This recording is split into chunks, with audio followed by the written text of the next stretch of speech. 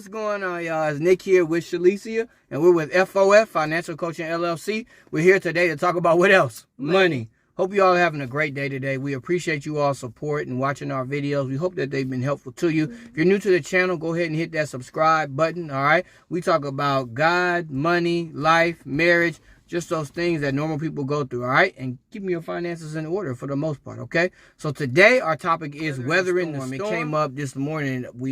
I got woken up by a lot of lightning, some hail. There was a lot going on this morning. It's even raining right now. I don't even know if y'all can see it. And it really had me thinking about how when things in life start to happen, you know what I'm saying? When things get difficult, when things get tough, typically we call those a storm, right? You're going through a storm. So people would say you're either in a storm, you either are just coming out of a storm, or you're about to go in a storm. Pretty much life happens and storms happen. And so, honey, how do you deal with the storms of life, the storms of finances? What has been kind of your go-to thus far? Specifically with finances, storms for finances, I think just being prepared for that rainy day, because potentially it can come, so preparation beforehand. You said potentially it can come. I'm pretty sure to say that it will come. I'm almost 100% sure. I'm not going to say 100, but I'm going to say 99.9% repeating. It's probably going to come. It will come. So staying ahead of the game, preparing early, saving early, setting aside money earlier before it comes I think has been beneficial. But that's but I think for a lot of people, I mean, maybe not now with the pandemic going on and as things are starting to subside, Lord willing, it's interesting because, you hear all these things and statistics about people, whether it's paying off credit cards or actually putting money in the bank and starting to get savings together and starting to rethink how they look at money. But my question is, when saving, and it's not really a question, but really your thoughts on this, as people are saving, it's kind of like a sacrifice because you can't maybe get what you want at that particular time. Has that ever stopped you from wanting to save, or, you feel like you can't just do the things that you want to do? Yeah, absolutely. The thought will come in my head like, man, if I don't get this, I want to get this so bad right now. But you know what? I don't know. I feel like even if I got those things, very shortly thereafter, it's like it fades away. Like either I might be like, why did I get this? Or I should have just saved it. Those thoughts will creep in. But I have experienced what is it? I don't know if you would say regret, but it's like buyer's remorse. Yeah, buyer's remorse. I have experienced that. But to me, saving for the rainy day is so much more important. I mean, I hear you with that because I don't know how many times I've seen this happen to people, friends, or this is like way in the past though, not recently, but literally they'll get something that they wanted, you know what I'm saying? They didn't really need it, but they wanted it.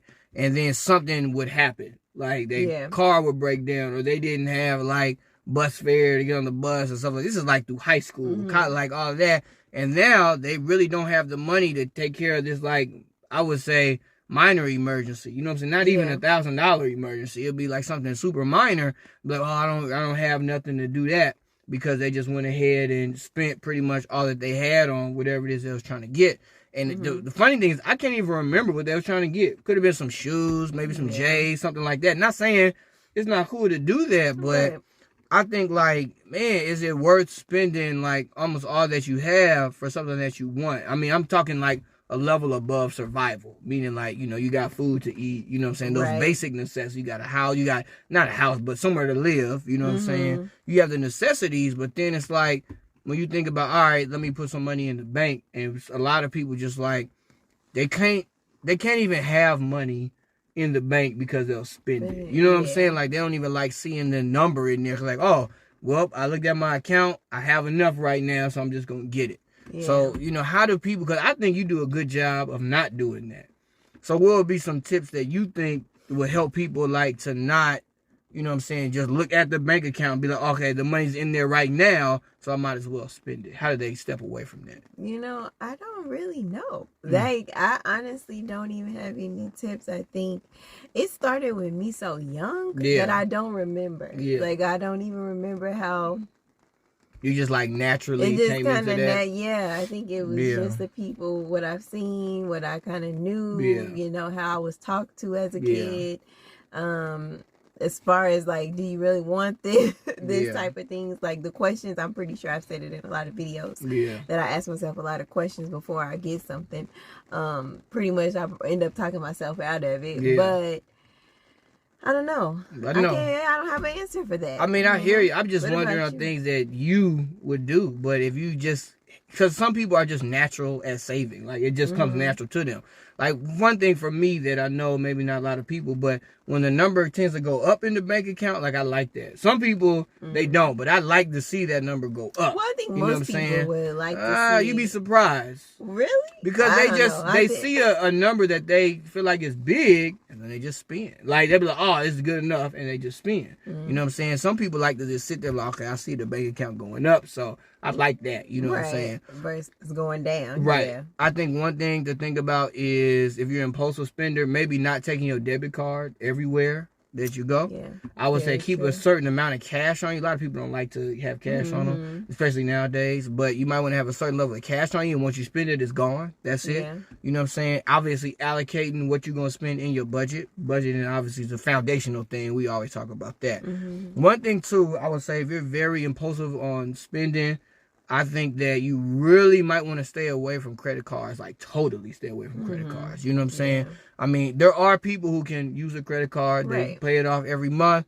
That's cool. You know what I'm saying? But like, if you're like impulsive and you feel like, all right, I got $3,000 limit, that means I can spend $3,000. It's like, no, hold up. Like, you got to pay that back at some point. Right, with interest. Right. So you may want to step away from even thinking about using credit cards until you can develop a discipline, or maybe they're just not for you at all. You know what I'm saying? Just depending on who you are. So you got to know your behaviors. You have to know yourself, I guess. Really sit down and like figure out what kind of spender am I? Am I a saver? Am I really just, out here just spending? Right. Am I at the saving, or am I at the like impulsive spend on anything I see that I like? You know what I'm saying? Or somewhere in the middle. You know what I mean? And so I think that's a good point. And to kind of bring everything back around, we've been discussing, is like this storm. I don't even know if y'all can hear the raindrops, but the storm is going to come. You know what I'm saying? You can't stop that from happening. Even in the Bible, it says it rains on the just and the unjust.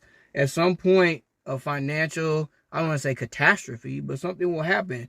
And if you're not prepared for it at all, then it can really, wipe you out. And I definitely don't want to see anybody get wiped out. When the pandemic first happened, some people were losing their jobs, different things like that would happen. It was a sad situation for some, and not having anything saved up was really hurtful. So you got to think about, I understand the fact that money could be used to invest. It could be used to buy something that you want, but it's good to just have some money set aside. Some emergency fund, rainy day fund, whatever you want to call it, reserves, as you said, honey. You don't have to keep on adding to it. You just want to get to a certain level. I say 3 to 6 months, but everybody has a different way that they like to handle that. But you want to have something just in case, just in case. That's pretty much it. I agree. But overall, we know that the storms is going to come, and we hope that you all can handle the storms by preparing for them right now. You know what I'm saying? And having something just in case. All right? So we hope that y'all got something from this video. Please hit that subscribe button. Comment below. Let us know your thoughts. All right? We enjoy y'all. We appreciate y'all. And we're going to keep going with this. All right? And of course, happy Friday!